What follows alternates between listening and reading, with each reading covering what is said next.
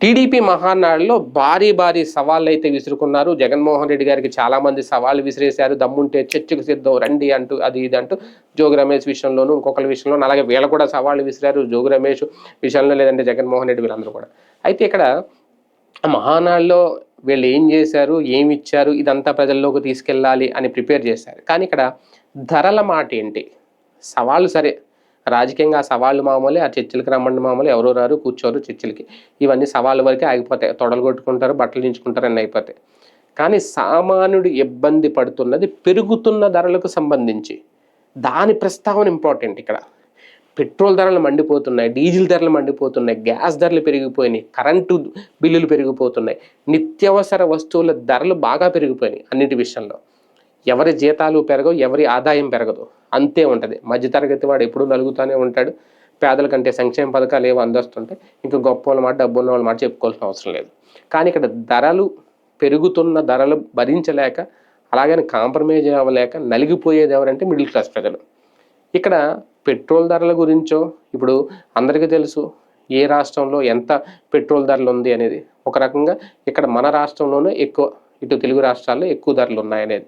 ఓవరాల్గా ఇండియా వ్యాప్తంగా చూసుకుంటే, దేశవ్యాప్తంగా ప్రపంచవ్యాప్తంగా చూసుకుంటే ఎక్కువ శాతం పెంచిన దేశాలు ఉన్నాయి. మనకు మాత్రం చాలా తక్కువ శాతం పెంచారు, 8% ఎంతో అనేది వాళ్ళు చెప్తున్న లెక్క. అది పక్కన పెడితే ఇక్కడ వరకు చూసుకుంటే, భారతదేశంలో చూసుకుంటే మిగిలిన రాష్ట్రాలతో పోలిస్తే ఇక్కడ ఎక్కువ ధరలు ఉన్నాయని. అవి రాష్ట్రాల సెస్ తగ్గించుకుంటారా, రాష్ట్రాలు వేస్తున్న పన్నులు బాధుడు తగ్గిస్తారా? దీని గురించి ఎక్కడ మాట్లాడలేదు. ఎక్కడ కూడా దీని ప్రస్తావన తీసుకురావట్లేదు.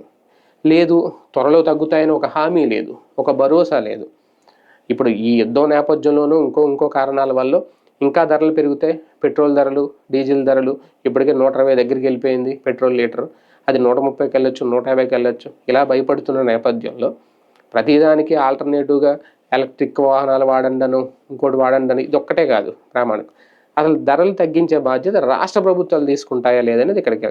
ఆ విషయం ఎక్కడా ప్రస్తావించకుండా మొత్తం వీళ్ళ సవాళ్ళ పర్వంతోనో లేదంటే జగన్మోహన్ రెడ్డి మీద దోషణల పర్వంతోనో మొత్తం 2 రోజులు గడిపేశారు తప్ప ఆ మహానాడులో ఎక్కడ ధరలకు సంబంధించి కళ్ళెం వేస్తాం అనే హామీ వాళ్ళు. కానీ గతంలో ఏం చెప్పారు? ఇదే తెలుగుదేశం పార్టీ, ఇదే అధికారంలో తెలుగుదేశం పార్టీ, మేము వస్తే ధరలు పెంచాం, మేము వచ్చాక కరెంటు బిల్లులు పెంచలేదు, ఇది జగన్మోహన్ రెడ్డి వల్ల పెంచాల్సి వచ్చింది, జగన్మోహన్ రెడ్డి చేసిన పనికి కరెంటు బిల్లులు పెరిగాయని చెప్పుకొచ్చారు.